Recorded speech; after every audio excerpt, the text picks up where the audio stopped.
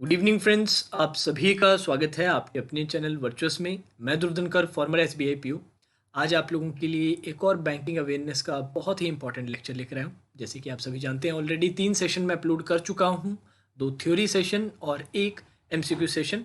अगर आपने ये तीनों सेशंस नहीं देखे हैं तो सेपरेट प्लेलिस्ट बैंकिंग अवेयरनेस के नाम से मैंने चैनल पे बना रखी है, आप जाके वो वीडियोस देख सकते हैं। अब इस सीरीज में नेक्स्ट जो हमारा टॉपिक रहेगा वो है नेशनलाइजेशन। इसके साथ साथ हम आरआरबीज के सेटअप के बारे में भी बात करेंगे कि कैसे आरआरबी बनाएंगे, इसका कारण क्या था और डिफरेंट जो इससे रिलेटेड जो जो पॉइंट्स रहेंगे वो यहाँ डिस्कस किए जाएंगे। ठीक है, तो सबसे पहले हम नेशनलाइजेशन के बारे में बात करेंगे। तो without wasting any time, let's start the session. सबसे पहला पॉइंट हम लेंगे कि व्हाट इज नेशनलाइजेशन। नेशनलाइजेशन का मतलब क्या है? तो अगर आप ऑफिशियल डेफिनेशन अगर नेशनलाइजेशन की देखें तो nationalisation of banks means to take any bank under government undertaking by acquiring 51% और higher share holdings in it. तो नॉर्मल लैंग्वेज में अगर मैं आपको समझाऊं तो कोई भी प्राइवेट कमर्शियल बैंक है, उसको नेशनलाइज करने के लिए गवर्नमेंट ऑफ इंडिया 51% या उससे ज़्यादा की शेयर होल्डिंग्स उसके अंदर लेती है, अंडरटेक करती है, और प्राइवेट जो कमर्शियल बैंक है वो कन्वर्ट हो जाता है पब्लिक सेक्टर बैंक के अंदर। अब आप सभी को पता है, प्रायर टू नेशनलाइजेशन सभी के सभी बैंक्स जो थे वो प्राइवेटली ओन्ड थे। तो उनको नेशनलाइज करने के लिए ये प्रोसेस थी, उनको नेशनलाइज बैंक्स बनाने के लिए एक प्रोसेस थी नेशनलाइजेशन की, जिससे कि वो पब्लिक सेक्टर बैंक में कन्वर्ट हो जाते थे। तो उसके लिए ये प्रोसेस नेशनलाइजेशन कही जाती है। इंपॉर्टेंट पॉइंट है 51% और higher share holdings of government of India.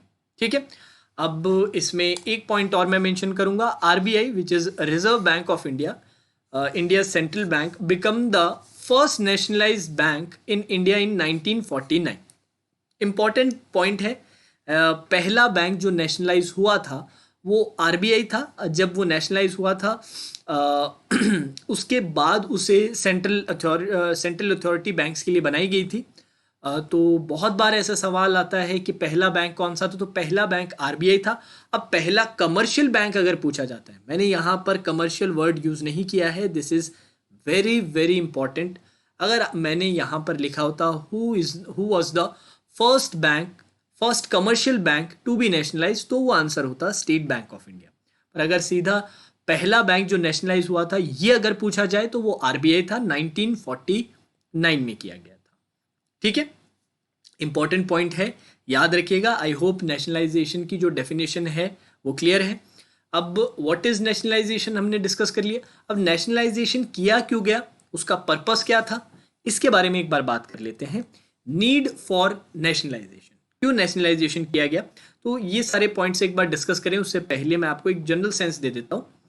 देखिए, इंडिपेंडेंस के बाद 50s और अर्ली 60s में, जैसे कि मैंने आपको बताया, मोस्ट ऑफ द बैंक्स जो थे, ऑलमोस्ट सारे बैंक्स जो थे वो प्राइवेटली ओन्ड थे, और उसमें भी जो बहुत सारे बैंक्स थे उसके बोर्ड ऑफ डायरेक्टर्स में बड़े इंडस्ट्रीज के बिजनेसमैन ही सिट करते थे।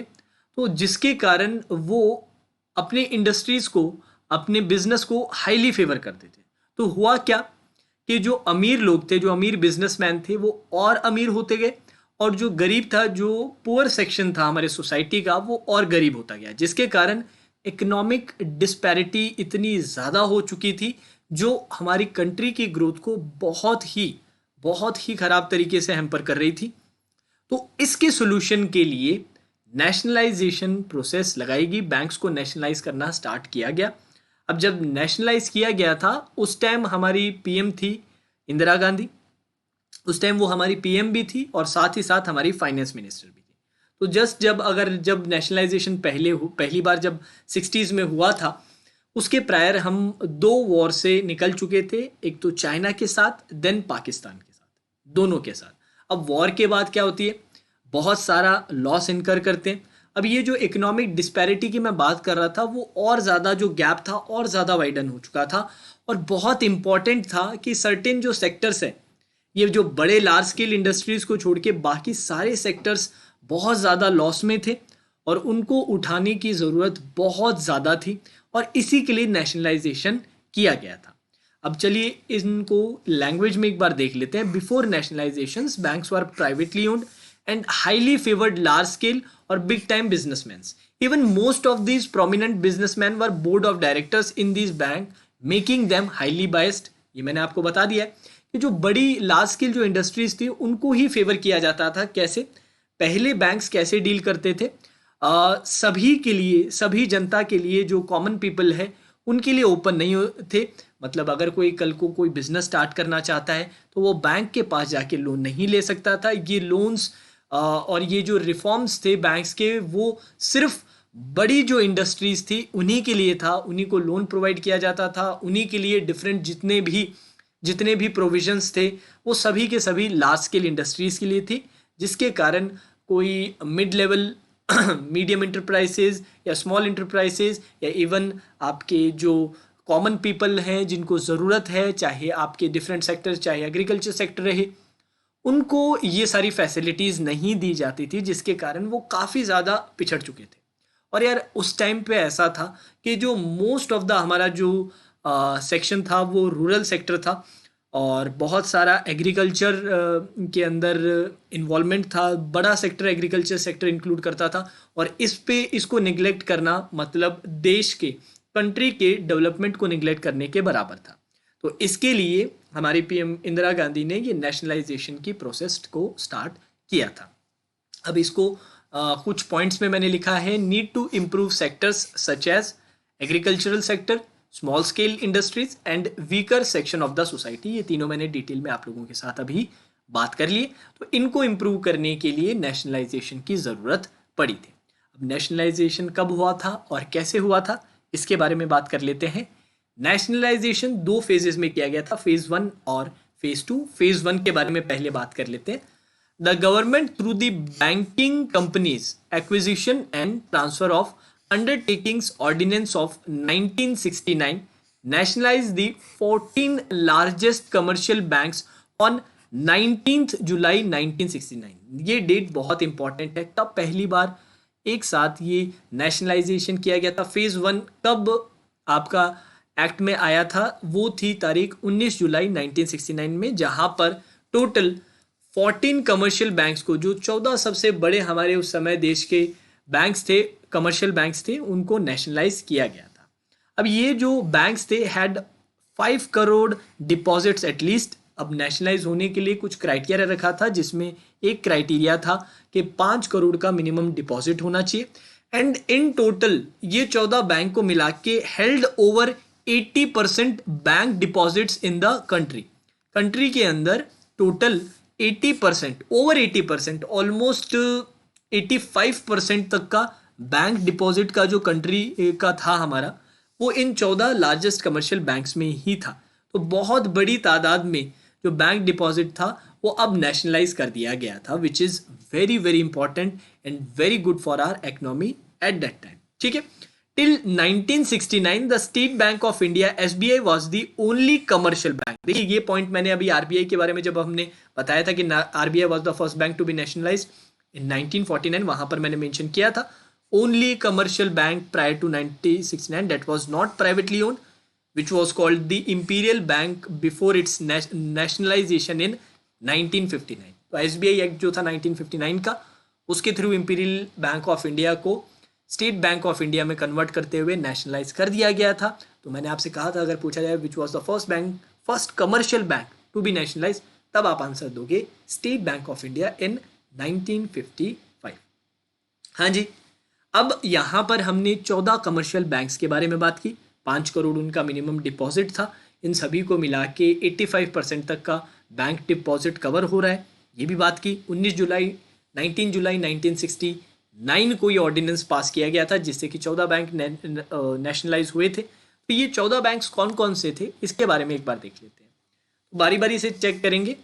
Allahabad Bank which is now merge into Indian Bank, Bank of Baroda, Bank of India, Bank of Maharashtra, Central Bank of India, Canara Bank, Dena Bank which is now merge into Bank of Baroda, Indian Bank, Indian Overseas Bank, Punjab National Bank, Syndicate Bank which is also now merge into Canara Bank, UCO Bank, Union Bank of India and finally United Bank of India which is now merge into Punjab National bank. तो ये 14 nationalise bank थे जो phase 1 में private commercial bank से public sector या nationalise bank में convert कर दिए गए थे। ठीक है, तो इनके नाम आप सभी को याद रहने चाहिए, इसको याद करके रखिएगा। इंपॉर्टेंट कुछ पॉइंट्स थे वो भी मैंने अंडरलाइन कर दिए थे पिछली स्लाइड में, तो उनको भी ध्यान रखिएगा। बाकी जो और फैक्ट्स हैं और जो एमसीक्यूज बन सकते हैं इस हफ्ते जो सैटरडे को एमसीक्यू सेशन रहेगा वहाँ पर हम डिस्कस करेंगे। बिल्कुल टेंशन मत लीजिएगा कि सर आपने तो बहुत कम पॉइंट्स कवर किए, डोंट वरी, इनसे निकलते हुए जितने भी एमसीक्यू होंगे वो सैटरडे को हम डिस्कस ज़रूर करेंगे। ठीक है, तो चलिए मूविंग ऑन। अब नेशनलाइजेशन के फेज़ 2 पे आ जाते हैं। अब फेज़ 1 के बाद नेशनलाइजेशन से बहुत इम्प्रूवमेंट देखने को मिला इकोनॉमी पे। जो टारगेट थे उसमें most of the target nationalisation के थ्रू अचीव किए गए। कुछ बैकड्रॉप्स भी थे जो हर प्रोसेस में, हर पॉलिसी में रहते हैं, पर ओवरऑल अगर देखा जाए तो एक अच्छा सक्सेस था। तो गवर्नमेंट को नीड हुई कि यार और ज़्यादा नेशनलाइजेशन करनी चाहिए, और ज़्यादा इससे हमारी इकोनॉमी को फ़ायदा मिलेगा।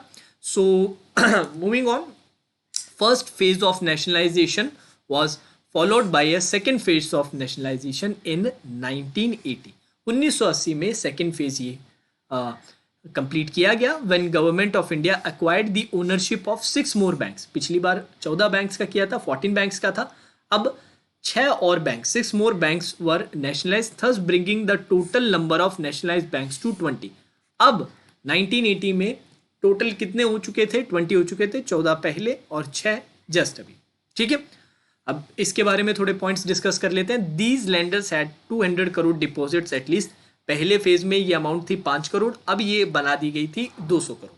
ठीक है, now the nationalise banks held 91% bank deposit control in the country. उस टाइम 85 था, अब ये बढ़ के 20 क्योंकि बैंक हो चुके थे। ऑलमोस्ट 91% जो बैंक डिपॉजिट था वो नेशनलाइज हो चुका था, which is very very important, बहुत ही इंपॉर्टेंट था हमारे इकोनॉमी के लिए। अब यार मैंने एक पॉइंट आपको बताया नहीं, जो मैं अभी बता देता हूँ। जब नेशनलाइजेशन, पहला नेशनलाइजेशन हुआ था ना, तो बहुत बड़े ये जो लार्ज स्केल इंडस्ट्रीज़ थे ये काफ़ी नाराज़ थे। जो ऑब्वियस बात है कि उनको पहले हाईली फेवर किया जा रहा था और फिर नहीं किया गया था, तो ये काफ़ी नाराज़ थे उस टाइम, पर इसका कोई इतना ज़्यादा असर हुआ नहीं।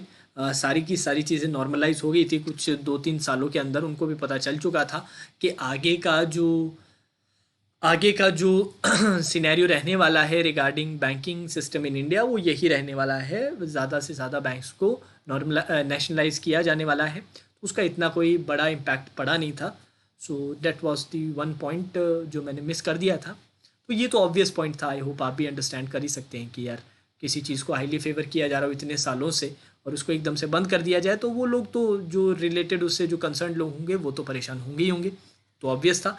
अब यहाँ पर फेज़ 2 में फिर से आ जाते हैं। 6 बैंक्स और का नेशनलाइजेशन किया गया। उन 6 बैंक्स का नाम क्या था, एक बार फटाफट से देख लेते हैं। So these banks were Punjab and Sindh Bank, Vijaya Bank which is now merge in Bank of Baroda, Oriental Bank of India नहीं, ओरिएंटल बैंक ऑफ कॉमर्स है, sorry, Oriental Bank of Commerce which is now merged in Punjab National Bank, Corporation Bank which is now merged in Union Bank of India, Andhra Bank which is now merged in Union Bank of India and New Bank of India। ये बहुत ही interesting है यार। New bank of India, ये जो new bank of India था ना, ये अब एग्जिस्ट ही नहीं करता। ये 1993 में ही पीएनबी में मर्ज कर दिया गया था। 1993 में ही पीएनबी में मर्ज इसे कर दिया गया था, न्यू बैंक ऑफ इंडिया को। ठीक है, तो ये आपके 6 नेशनलाइज बैंक और थे जो फेज़ 2 में नेशनलाइज किए गए थे। ठीक है, तो ये नेशनलाइजेशन के प्रोसेस के बारे में हमने बात की है। अब अपने आरआरबी सेटअप की तरफ बढ़ें, उससे पहले 1-2 पॉइंट्स एक बार फटाफट से डिस्कस कर लेते हैं। व्हाट इज़ नेशनलाइजेशन आप सभी के क्लियर है, क्यों किया गया ये भी आप लोगों के क्लियर है, कैसे कैसे किया गया ये भी आप लोगों के क्लियर है। तो ये सारे पॉइंट्स आपको याद करने पड़ेंगे। अब इससे रिलेटेड जितने भी एमसीक्यू निकलते हैं, कुछ तो आपको इधर स्लाइड्स में मिल जाएंगे। मेरा बेसिक थ्योरी सेशंस का पर्पस क्या रहता है कि आपको एक बेसिक अंडरस्टैंडिंग रहे, जो चीज़ें जो डेवलपमेंट्स हुए हैं, जो टॉपिक्स हैं उनके बारे में। तो कल को जैसे कोई इंसान आपसे आके पूछता है क्या ये नेशनलाइजेशन क्या था, आप उसे समझा सके कि ये नेशनलाइजेशन क्यों किया गया, इससे क्या फ़ायदा हुआ, तो ये सारी चीज़ें आप समझा सकें। अब रटने के पर्पज़ से, याद करने के पर्पज़ से ज़रूर पॉइंट्स होते हैं, वो मैं यहाँ पर भी कुछ पॉइंट्स कवर करता हूँ, बाकी एमसीक्यू सेशंस में भी काफ़ी चीज़ें कवर कर लेता हूँ। तो दोनों चीज़ें इन टैंडम आप चेक कीजिएगा, मिस मत कीजिएगा।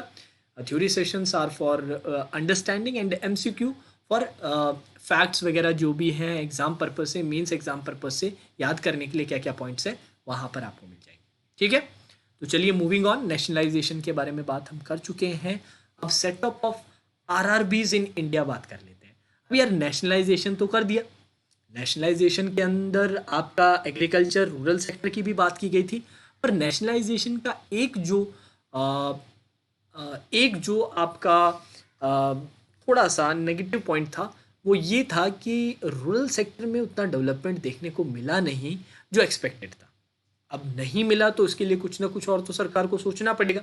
तो उन्होंने सोचा रीजनल रूरल बैंक्स इस्टेब्लिश करने का, जिनका सोल पर्पस रहेगा रूरल सेक्टर के डेवलपमेंट में, चाहे वो एग्रीकल्चरल सेक्टर हो, एंटरप्रेन्योरशिप हो, स्मॉल स्केल इंडस्ट्रीज़ की इस्टेब्लिशमेंट्स हो, उनकी डेवलपमेंट हो, उनकी ग्रोथ पर हो, चाहे वो रूरल सेक्टर में रह रहे कॉमन लोगों को लोन देना या उनको पैरा बैंकिंग या बैंकिंग फैसिलिटीज़ प्रोवाइड करना। तो ये सारा जो सोल आपका आरआरबीज का टारगेट था वो रूरल सेक्टर के लिए ही था। सो एक बार थोड़ी 2-3 पॉइंट इंपॉर्टेंट पढ़ लेते हैं, फिर और थोड़ा सा इसके बारे में डिस्कस करेंगे। Regional rural banks were established under the provisions of an ordinance passed on 26 September 1975। This is very important. Ordinance कब पास किया गया था? 26 सितंबर 1975 में। पास 1975 में किया गया था, पर जो वो एक्ट जो बना था the regional rural bank act, जिसके कारण से आपका, जिसकी वजह से फिर रीजनल रूरल बैंक स्टैब्लिश किए गए थे, वो आया था 1976 में। The RRB act of 1976 to provide sufficient banking and credit facility for agriculture and other rural sectors. तो ये तो मैंने आपको बता ही दिया था किस लिए किया गया था। अब इससे हुआ क्या था आरआरबी एक्ट से? Initially 5 rural regional banks were regional rural banks were established and they were set up on the date of 2nd October of 1975, which is the Gandhi Jayanti. These were set up on the recommendations of the Narsimham Committee Working Group. This is also a very important MCQ. किसके recommendation पे आए थे? Narasimham committee working group पे की recommendation पे RRBs को setup किया गया था। पहले रीजनल रूरल बैंक्स कब सेटअप किए गए थे? 2 अक्टूबर 1975, 2 अक्टूबर 1975 पे। अब रीजनल रूरल बैंक्स का बेसिक स्ट्रक्चर क्या था ये एक बार हम देख लेते हैं। The regional rural banks were owned by the central government, the state government and the sponsor bank. अब ये स्पॉन्सर बैंक क्या है? Any commercial bank can sponsor the regional rural bank, any commercial, it can be a private bank, it can be a public sector bank, ठीक है, any commercial bank। अब who held shares in the ratios as follows। अब RRBs के अंदर share holding का ratio क्या रहता था ये देखिएगा। सेंट्रल गवर्नमेंट के पास 50%, स्टेट गवर्नमेंट के पास 15% एंड स्पॉन्सर बैंक्स के पास कितना?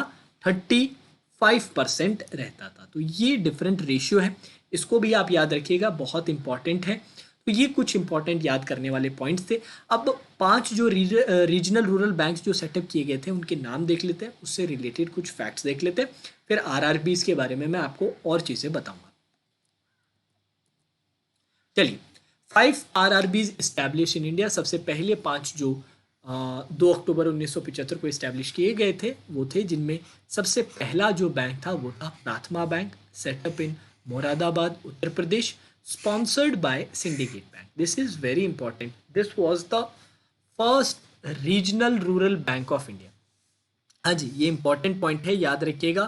First RRB in India, first regional rural bank in India कौन सा था? प्राथमा बैंक। इस पे डायरेक्ट MCQ बन सकता है। इसके हेडक्वार्टर्स जो थे वो मुरादाबाद उत्तर प्रदेश में थे। इसको स्पॉन्सर किया था सिंडिकेट बैंक ने, ठीक है। तो ये कुछ इंपॉर्टेंट पॉइंट्स है, इन्हें ध्यान रखिएगा। Then other 4 regional banks were Gaur Gramin Bank which was set up in Malda West Bengal, sponsored by UCO Bank, Gorakhpur Kshetriya Gramin Bank set up in Gorakhpur Uttar Pradesh sponsored by State Bank of India. Haryana Kshetriya Gramin Bank set up in Bhiwani Haryana sponsored by Punjab National Bank. And finally Jaipur Nagaur Aanchalik Gramin Bank set up in Jaipur Rajasthan sponsored by UCO Bank. तो यहाँ पर कुछ points हैं जो आपको याद करने ही पड़ेंगे। इस पे सबसे इम्पोर्टेंट पॉइंट है कि पहला आरआरबी सेटअप जो किया गया था उसका नाम क्या था, नाम था Prathama Bank, headquarters Moradabad UP, sponsored by Syndicate Bank. बाकी भी और पॉइंट है, इनको भी आप याद करके रखिएगा। ठीक है, अब आगे बढ़े या सेशन को अब आगे, तो क्या आरआरबी कंप्लीट हो चुका है। आगे बढ़ने से पहले आरआरबी के बारे में मैं 2-3 चीज़ें आप लोगों के साथ और शेयर करना चाहता हूँ। वैसे ये चीज़ें मैं आगे डिटेल में जब हम नरसिम्हा कमेटी 1 और कमेटी 2 के बारे में बात करेंगे, क्योंकि मैं आज आरआरबी के सेटअप पे ही कंप्लीट कर रहा हूँ हिस्ट्री ऑफ बैंकिंग को, क्योंकि ऑलरेडी नेशनलाइजेशन और आरआरबी सेटअप के बारे में हमने बात की है। तो नरसिम्हा कमेटी जो मैं है आगे लूँगा।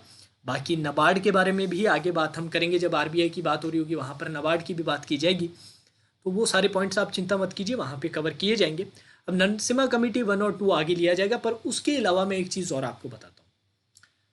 आरआरबीज जब सेटअप की गई थी तो उसका पर्पस क्या था आपको समझ आ गया, और उस पर्पस के लिए आरआरबीज ने क्या क्या किया था मैं आपको ऑब्जेक्ट उनका बताता हूँ कि कैसे उन्होंने फंक्शनिंग करने का सोचा था। उन्होंने सोचा था कि एक टारगेट ग्रुप रखेंगे, कोई और बैंकिंग ऑपरेशंस नहीं किए जाएंगे, एग्रीकल्चर सेक्टर रहेगा, आपका ट्रेड एंड कॉमर्स रहेगा, ये सारे मतलब रूरल सेक्टर से कन्फाइंड जो बैंकिंग ऑपरेशंस रहेंगे इनको ओपन नहीं किया जाएगा सभी बैंकिंग ऑपरेशंस के लिए। ठीक है, इसके अलावा जो इंटरेस्ट रेट्स रहेंगे वो काफ़ी लो रहेंगे, कैपिटल भी लो कैपिटल प्रोफाइल रखा गया। ठीक है, ये सारी चीज़ों के साथ आरआरबी का सेटअप किया गया था। अब यार कर तो दिया था इन्होंने, पर ये बहुत टाइम तक नरसिम्हा कमेटी जो 1 और 2 तक आरआरबीज बहुत ही भयंकर लॉस में थे, पूरी तरह से प्लान फेल हुआ था। इससे रिलेटेड इनको सही करने के लिए कई बीच में कमिटीज़ भी लाई गई थी, जिसमें से एक कमेटी का जिक्र मैं ज़रूर करूँगा, वो है खुसरो कमेटी, जहाँ तक मुझे याद है। एग्जैक्टली अगर नाम गलत हो जाए तो मैं करेक्शन नीचे डाल दूंगा, आप बताइएगा मुझे। खुसरो कमेटी जहाँ तक मुझे याद है ऑफ 1989। क्योंकि हुआ क्या था कि आरआरबीज का सेटअप तो कर दिया गया था, अब इसमें क्योंकि इंटरेस्ट रेट बहुत लो रखा गया, बाकी बैंकिंग ऑपरेशंस रखे नहीं गए, जो वो चाहते थे बड़े स्केल पे रीच करना और करना, उसके लिए ब्रांचेस काफ़ी खोली गई, काफ़ी सारे आरआरबी सेटअप किए गए, पर वो अपनी फंक्शनिंग में पूरी तरह से फेल हो गए। एक तो जो उनका स्टाफ था वो प्रॉपरली जो रिक्वायर्ड था उस लेवल पे नहीं था, सबसे पहली बात तो ये। दूसरा कि इन्होंने प्रॉफिट के लिए कोई और ज़रिया ढूंढ नहीं रखा था, तो बहुत जल्दी लॉस में जाने लगे थे, बहुत जल्दी लॉस में, क्योंकि सारी बैंकिंग ऑपरेशंस के लिए ओपन नहीं किया था, तो बहुत सारा जो कॉमर्स था वो लूज़ कर रहे थे। और प्लस ये बहुत सारे एनपीएस भी जनरेट हो गए थे, क्योंकि ये जो लोन्स जो प्रोवाइड कर रहे थे किसी प्रॉपर सिक्योरिटी के साथ प्रोवाइड नहीं कर रहे थे, जिसके कारण लोन का रिटर्न नहीं हो पा रहा था, और बहुत सारे एनपीए हो चुके थे। प्लस जितना वो रीच करना चाहते थे वहाँ तक रीच भी नहीं कर रहे थे। ठीक है, तो हर लेवल पे ये फेल हो रहे थे, जिसके कारण खुसरो कमेटी ने सजेस्ट किया था कि ये जो आरआरबी का जो सिस्टम है वो सिस्टम ही ऐसा बन चुका है कि वो पूरी तरह से फेल हो चुका है, कि ये चल ही नहीं सकता इंडिया में। ये जो आपने रीजनल रूरल बैंक का जो सेटअप डाल रखा है ना, ये अंदर से पूरी तरह से खोखला है, पूरी तरह से फेल है, ये काम ही नहीं करेगा। आप ऐसा कीजिए, इनके जो स्पॉन्सर्ड बैंक्स हैं उन्हीं के साथ इनको मर्ज करके इसको ख़त्म कीजिए। ऑल्दो ये बात मानी नहीं गई थी, क्योंकि ऑलरेडी इतने सारे आरआरबी सेटअप हो चुके थे पूरे देश में, इतने बड़े स्केल पे हो चुके थे कि बहुत बड़ा पॉलिटिकल इशू बन जाता अगर ऐसा किया जाता। तो ऑब्वियसली ऐसा नहीं किया गया, क्योंकि पॉलिटिक्स बहुत सारी पॉलिसीज़ को डिफाइन करती है, आप सभी को पता है इस बात का। तो वो पॉसिबल नहीं था कि किसी भी जो इन पावर जो पार्टीज़ थी उनको ये स्टेप, जो गवर्नमेंट थी उस टाइम, कि ये स्टेप वो ले सके। तो ऑब्वियसली खुसरो कमेटी का ये सजेशन नहीं माना गया। फिर उसके बाद नरसिम्हा कमेटी आई थी 1, जिन्होंने बहुत बड़े बड़े इंपॉर्टेंट चेंजेस किए, और वही सेकंड कमेटी में है जहाँ पर और आपको फर्दर और इम्प्रूवमेंट्स देखने को मिले, जिसके कारण जो नंबर ऑफ आरआरबीज है उनको डिक्रीज किया गया। तो क्योंकि एक टाइम पे 196 आरआरबीज थे इंडिया में, ब्रांचेस नहीं बता रहे, ब्रांचेस तो बहुत थी, 196 आरआरबीज थे इंडिया में, और जिसके कारण बहुत सारा एनपी हो गया था। फ़ायदा तो वो कुछ किसी का नहीं कर रहे थे ना, वो जो टारगेटेड जो ग्रुप्स थे उनको अच्छे से रीच कर पा रहे थे। अब क्योंकि टारगेटेड ग्रुप्स ही है, सभी के पास नहीं है, और बाकी सारे बैंकिंग ऑपरेशन नहीं ले रहे, तो कॉमर्स भी नहीं मिल रहा, मतलब जो प्रॉफिट चाहिए वो भी नहीं आ पा रहा है, और जो जितना इन्होंने रख रखा है और रिसोर्स उसका वो यूज़ नहीं कर पा रहे। तो बहुत सारे लेवल्स पे आरआरबीज फेल हुई थी।